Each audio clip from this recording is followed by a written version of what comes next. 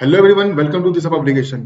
कैसे हैं आप सभी लोग? आई होप आप सभी लोग अच्छे होंगे। मैं सोनू कुमार आप सभी का आज के इस क्विक रिवीजन सेशन में बहुत बहुत स्वागत करता हूं।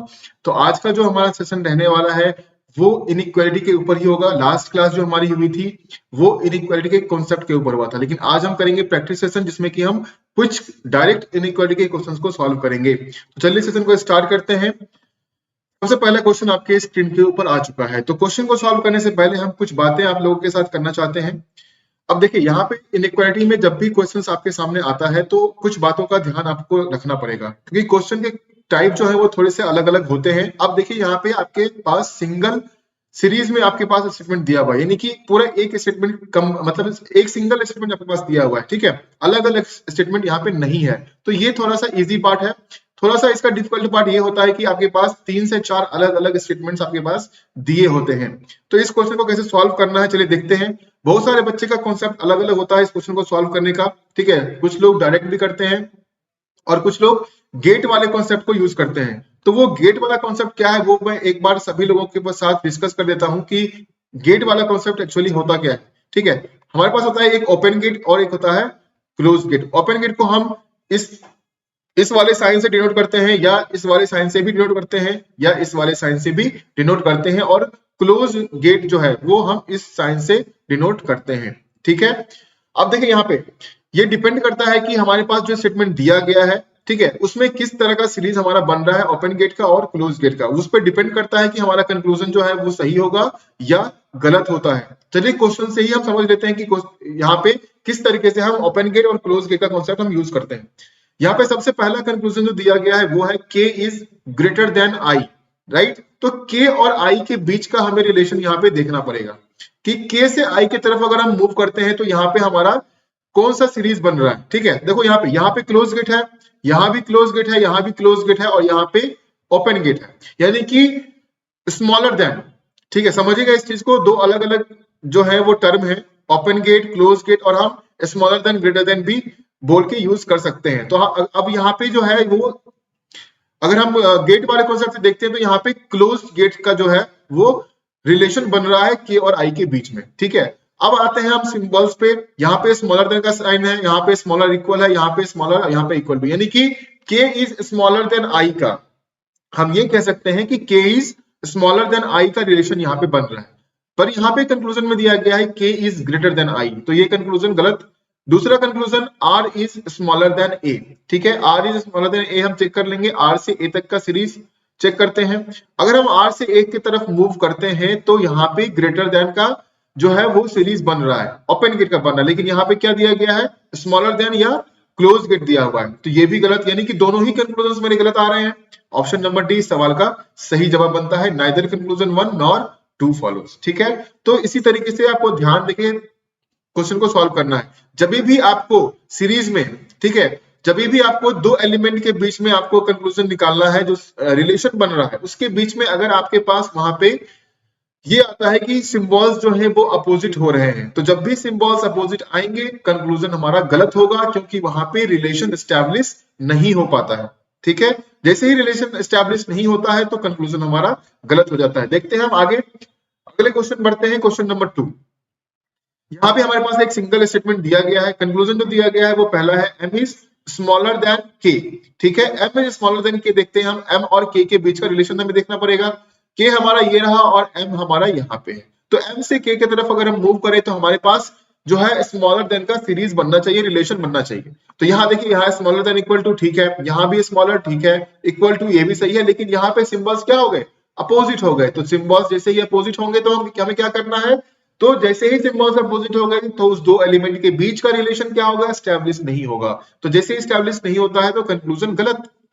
अब बढ़ते हैं दूसरे कंक्लूजन पे, T is greater then C, T और C के बीच का रिलेशन हमें देखना पड़ेगा कि T से C के तरफ अगर हम मूव करें तो क्या ग्रेटर देन का सीरीज बन रहा है, क्या ओपन गेट का सीरीज बन रहा है। तो यहाँ पे देखिए, यहाँ पे ओपन गेट ग्रेटर देन, यहाँ भी ओपन, पर यहाँ पे क्लोज हो गया, ठीक है। तो ये स्मॉलर देन अपोजिट सिंबल्स आ गए, दोनों ही अपोजिट सिंबल्स आ गए, दोनों ही कंक्लूजन में आ गए हैं, तो दोनों ही कंक्लूजन मेरे क्या होंगे, गलत होंगे। तो सही उत्तर क्या हो जाएगा, option number D, neither conclusion one nor conclusion two follows, right. चलिए, आई होप आपको समझ में आ रहा है। बढ़ते हैं क्वेश्चन नंबर 3 पे। क्वेश्चन नंबर 3 में हमारे पास यहाँ पे 3 अलग अलग स्टेटमेंट्स दिए गए हैं। तो सबसे पहले हम क्या करेंगे, यहाँ पे स्टेटमेंट को कंबाइन कर लेंगे ताकि हमारे लिए इजी हो जाए क्वेश्चन को सॉल्व करना। तो हम स्टार्ट करते हैं बी से एम तक। हम पहले हम यहाँ पे जाएंगे, B is greater than equal to P, P is equal to M. ठीक है, अब m से x तक सीरीज गया है, तो m is greater then f and f is smaller then x। उसके बाद x से लेके n तक सीरीज कंटिन्यू हुआ है, तो x is greater then y and y is greater than n। ये हमारा एक कंप्लीट सिंगल सीरीज बन गया, राइट। अब इसी के बेसिस पे हम कंक्लूजन को चेक करते हैं। सबसे पहला कंक्लूजन जो दिया गया है वो ये है, b is greater then f। B और F के बीच का रिलेशन हमें देखना पड़ेगा, तो B से F की तरफ मूव करने में उस सीरीज में ग्रेटर देन का सीरीज बनना चाहिए। तो यहाँ पे देखिए ग्रेटर देन इक्वल टू का सिंबल है, करेक्ट। यहाँ पे इक्वल टू करेक्ट, और यहाँ पे ग्रेटर का सिंबल है, यानी कि यहाँ पे जो ग्रेटर देन का रिलेशन है B is greater then F, वो क्या है हमारा, वो सही हो रहा है। तो पहला कंक्लूजन सही। दूसरा conclusion, F is smaller than N। F और N के बीच में देखेंगे तो यहाँ पे देखिए सिंबल्स क्या है मेरे, यहाँ पे स्मॉलर, यहाँ पे ग्रेटर, यानी कि सिंबल्स अपोजिट हो गए मेरे। तो सिंबल्स जैसे ही अपोजिट हो गए, मैंने क्या बताया है, सिंबल्स अपोजिट, कंक्लूजन रॉन्ग। तो दूसरा कंक्लूजन मेरा गलत, यानी कि सिर्फ पहला कंक्लूजन सही है। तो करेक्ट आंसर इस क्वेश्चन का क्या बनता है, option number A, only conclusion 1 is true, right. बढ़ते आगे क्वेश्चन नंबर 4 पे। यहाँ भी हमारे पास अलग अलग स्टेटमेंट्स दिए गए हैं, 3 अलग अलग स्टेटमेंट है, हमें क्या करना है, इसे कंबाइन करना है। ठीक है, तो हम स्टार्ट करेंगे ए से एफ तक जाएंगे, फिर एफ से डी तक जाएंगे, फिर डी से सी तक जाएंगे। ठीक है, यहाँ पे सी नहीं होगा, करेक्शन है एक, आप सभी लोग करेक्शन कर लेना, यहाँ पे क्यू होगा, राइट। चलिए अब यहाँ पे देखिए, A is greater than C, C is equal to F, right. C is equal to F, F is smaller than G, G is smaller than D, D is smaller than H and H is greater than Q. ये हमारा क्या बन गया, एक single series बन गया। पहला conclusion क्या दिया गया है, G is smaller then C। G और C के बीच में देखिए यहाँ पे क्या ग्रेटर देन का रिलेशन बन रहा है, तो क्या होगा, ये गलत हो जाएगा। दूसरा H is equal to A, A हमारा ये रहा, H हमारा ये रहा, इस दोनों के बीच का रिलेशन है, क्या इक्वल टू का रिलेशन आ रहा है, सिर्फ नहीं, तो ये भी गलत है, दोनों ही कंक्लूजन गलत मेरे। तो यहाँ पे क्या होगा मेरा, नाइदर, ऑप्शन नंबर डी। ठीक है, इसी तरीके में यहाँ पे एलिमेंट क्या था हमारा, डिफरेंट था, लेकिन अगर सेम एलिमेंट होता और ये दो सिंबल्स यूज हो रहे होते तो आंसर क्या होता हमारा, आइदर होता। मैंने लास्ट क्लास में समझाया है कि आइदर वाले कॉन्सेप्ट को हम किस तरीके से यूज करते हैं, तो जिन्होंने नहीं देखा है वो लास्ट वाली क्लास देखिए, तो इनइक्वालिटी के सारे कॉन्सेप्ट को उसमें हमने डिस्कस किया है। बढ़ते आगे क्वेश्चन नंबर 5 पे चलते हैं। यहाँ पे भी दो अलग अलग स्टेटमेंट्स हैं, हमें क्या करना पड़ेगा, कंबाइन करना पड़ेगा। ठीक है, अब देखो यहाँ पे a is greater than n, n is greater than equal to y, y is smaller than o।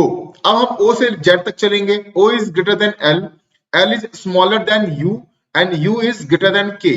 ठीक है, फिर दिया हुआ है k is greater than equal to g, g is equal to z। ये हमारा क्या बन गया, सीरीज बन गया, कंबाइन कर लिया हमने स्टेटमेंट्स को।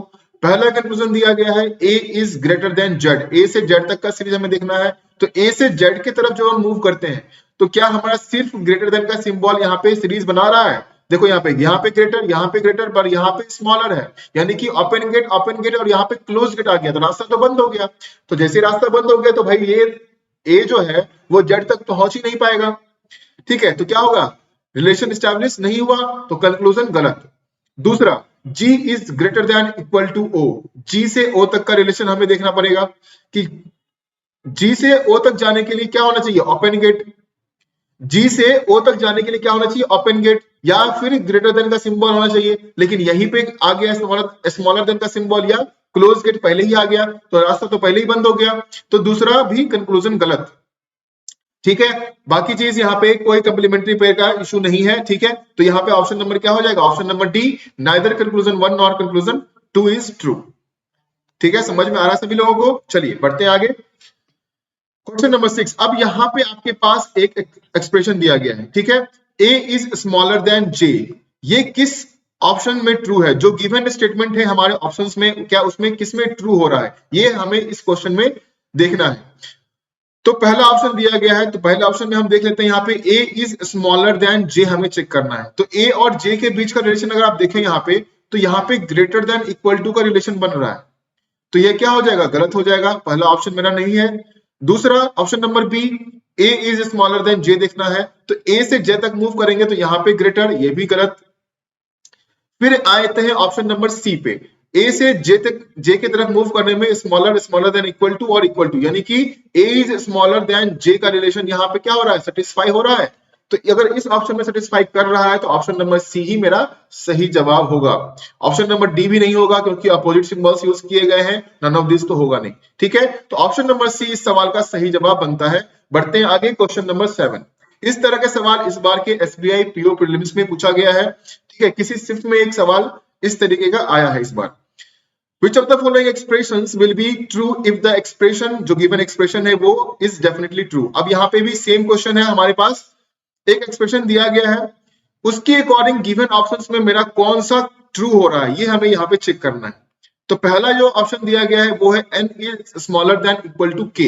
तो n से k की तरफ अगर हम मूव करें तो हमें स्मॉलर देन इक्वल टू का सीरीज बनना चाहिए, लेकिन यहाँ पे सिर्फ स्मॉलर देन है, इक्वल टू का जो सिंबल्स है वो यूज नहीं किया गया है, तो वो पहला नहीं होगा। ठीक है, चलिए n is smaller than equal to के होने, या तो हमें ये होना चाहिए था, या तो ये हमारा बनना चाहिए था।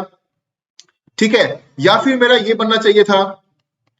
तो इस तरह का जब तक हमारे पास नहीं होगा तो वो ये ट्रू नहीं होगा। यहाँ पे सिर्फ स्मॉलर देन का सिंबल यूज किया गया था, इसीलिए ये गलत बनता है। Option number B k is equal to m, k is equal to हम कह नहीं सकते हैं। ठीक है, option number C k is smaller than n।